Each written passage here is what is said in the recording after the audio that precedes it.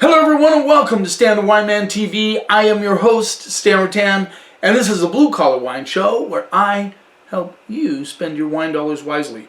I really hope you enjoyed the cab episode. I thought it was really amazing to find 3 cabs, 25 and under, that were, really kind of old school. It was really cool. I really loved it. Now we're going to dive into Washington State Rosé.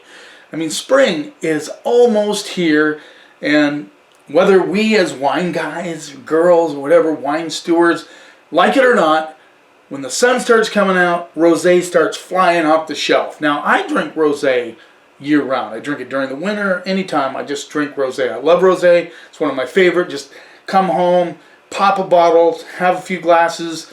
It's really, really good. I love rosé because it's kind of like that in-between red and white. It just has that satisfying depth that you don't get in white wine, but it's not quite as heavy as a red wine. So, great wine, great for a lot of different things.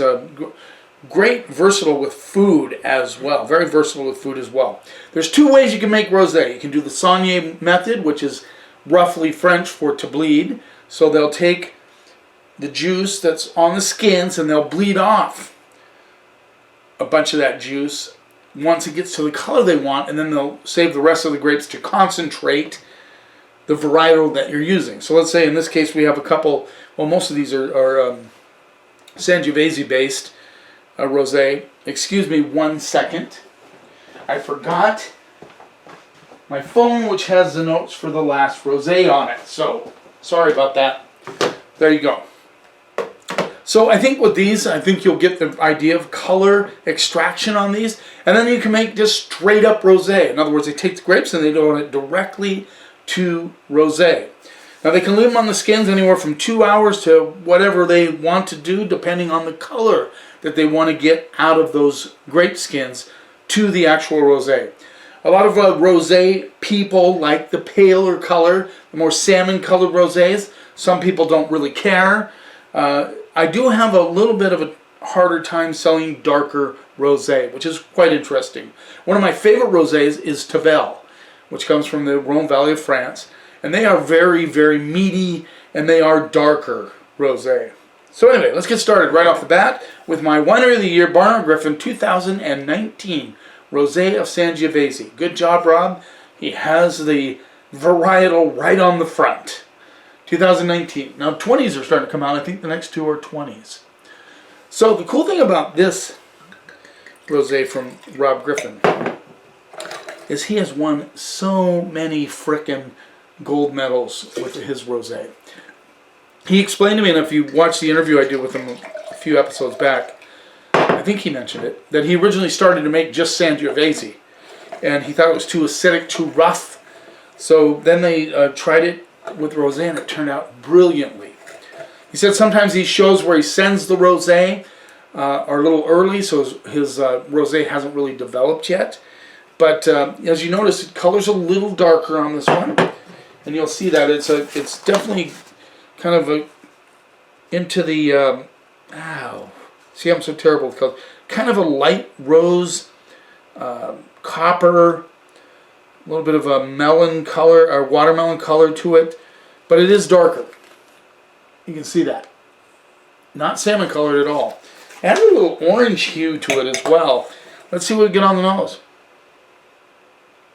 Little bubblegum action.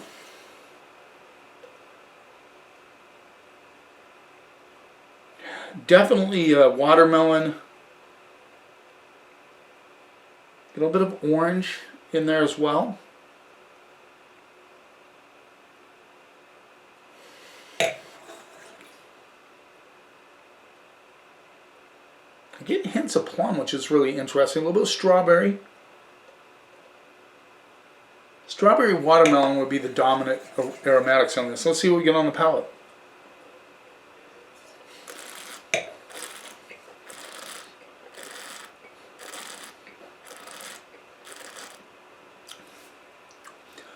Nice acidity, really fresh.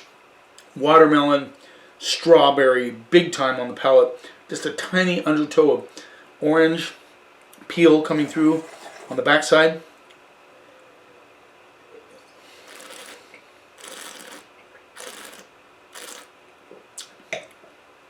nice, and I like the acidity because it makes it so fresh on the palate. I'm getting just a tiny kiss of herbs on the backside of this wine. This is an excellent rosé. When you're thinking about color and those people that always look for that salmon color, this has no sweetness at all. It is definitely watermelon, strawberry, very dry, very crisp, good acidity, nice balance. This is a really superior rosé.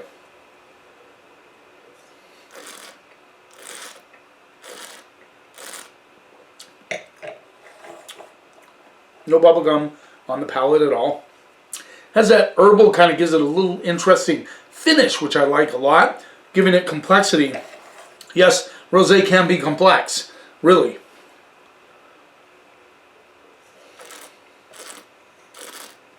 Even a little watermelon rind right on the hit of the mid palate, into the finish.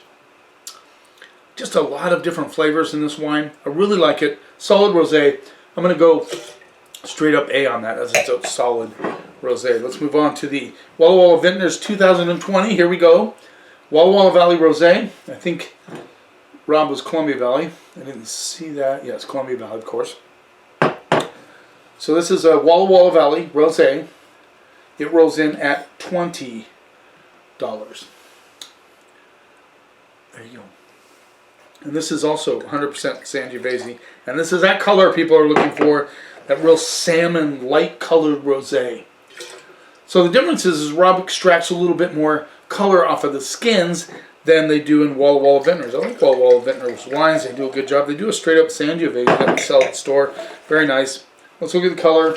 Again, very salmon color, very, very light. Just a tinge of kind of a peach tone coming through there as well. A little bit of copper. See that? There you go. Let's see what we get on the nose. Now, I do have trouble with the $20 price point.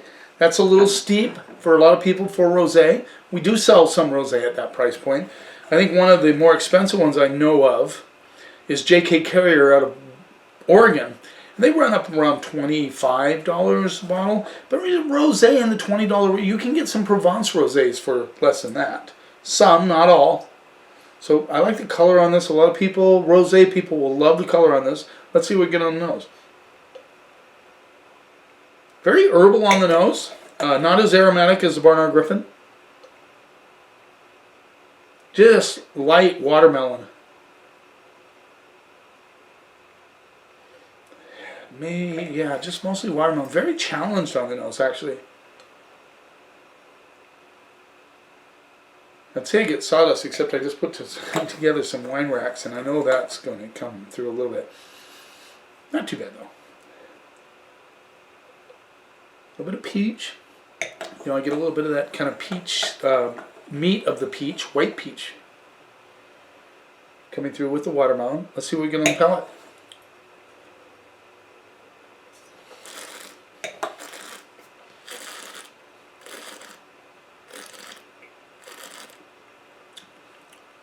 What a contrast with the nose. You get that really good, solid watermelon with a little bit of peach added to it, a little white peach added to it, as well as I get a touch of mango, which is really interesting.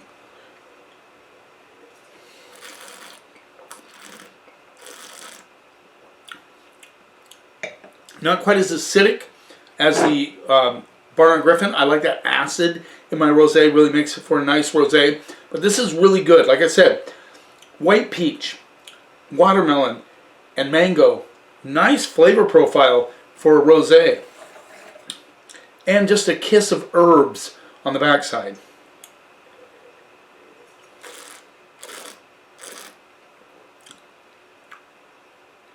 Very elegant, packs a punch, but you got to think about it. Good rosé. I'm gonna go B+ on that rosé. Let's move on. Mark Ryan's Flowerhead Rosé 2020 Columbia Valley. This also rolls in at $20.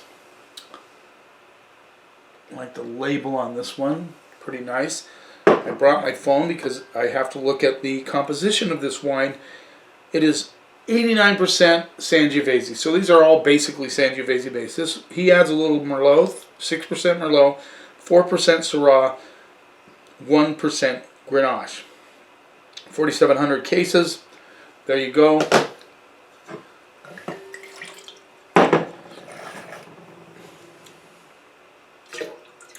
Mark Ryan's a cool guy. He really works hard. He's developed quite a winery. Has a good reputation in the state of Washington.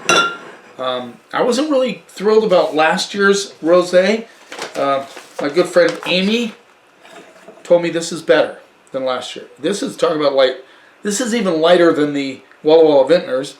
Just a hint of peach on the edge. Very clear, very copper colored, very, very light. So Mark doesn't leave the juice on the skins that long. And he's adding a little Merlot as well. So if he's got all those percentages, some of these are Saunier. They'd have to be. He wouldn't dedicate a whole batch of Grenache only to put 1% in there. You get the picture. Very clear. Let's see what we get on those. This is a peach, strawberry, watermelon. Very interesting. A little tangerine action coming through. Just a tiny, tiny hit of bubble gum, which is not uncommon for newer rosé, but this doesn't have much. Just a tiny, tiny pinch of bazooka coming through.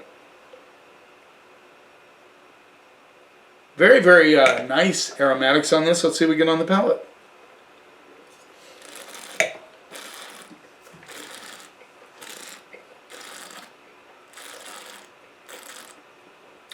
Good acidity on this one. I like it. Nice and fresh. Making it a linear, giving it a real linear feel on the palate. These two are the most acidic, and I mean in an acid in a good way. This is last, but still very good. I'm getting peach and strawberry and watermelon.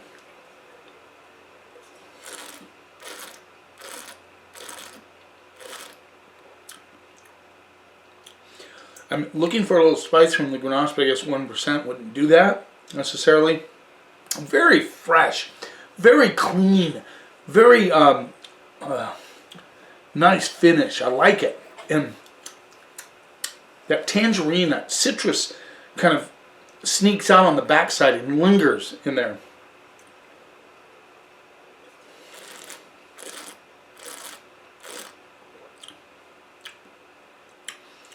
Yeah, this has good complexity for a rosé. Like I said, rosés can have a complexity. Good balance, nice and fresh, good acidity. I'm going to put it right up there with Rob Griffin's. It's $20, so Rob's the winner in that category, but I'm going to go 8 on this one.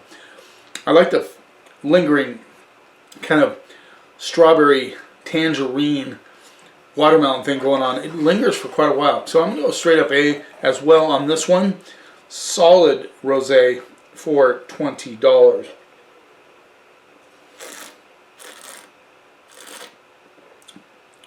Even a nice floral component comes through right on the mid palate into the finish. Amy, you're absolutely right. This knocks it out of the park compared to last year. I really like it. So hopefully you're getting into rosé. It really lagged in Washington State big time. 15 years ago in California, they were going with rosé. It took a while up here in Washington. Now over the last 3 years, it is just raging, especially when the sun comes out. But don't forget, rosé is a great food wine. These would all be good with salads, with roasted chicken, great with mussels or clams or oysters. Perfect. Just think about that when you're looking for a wine to go with your meal. Don't always just go to Sauvignon Blanc for clams and oysters, that sort of thing. Think rosé and give it a try.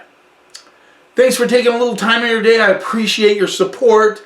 Getting more and more subscribers. Don't forget to subscribe to my channel and tell your friends about this program. Let's make it grow. And hopefully you're enjoying the content.